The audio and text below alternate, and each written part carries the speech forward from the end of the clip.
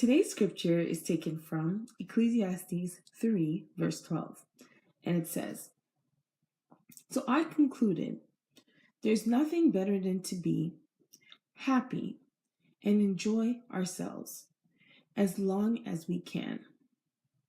What makes you happy?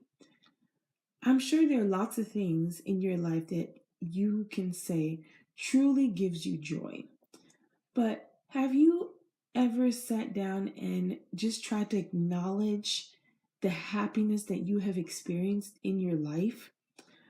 Because sometimes what happens is we don't really know how happy we are in the moment that we are happy.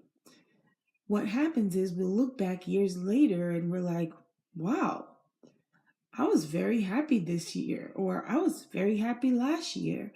But in the moment, sometimes we're so caught up in what's going on around us that we don't really get to know and feel the joy that we have in our lives.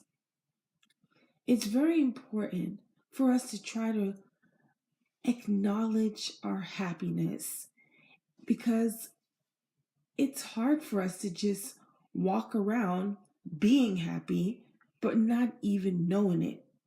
That's kind of scary because you could be happy right now, but because of maybe something's going on in your life, you don't really realize it.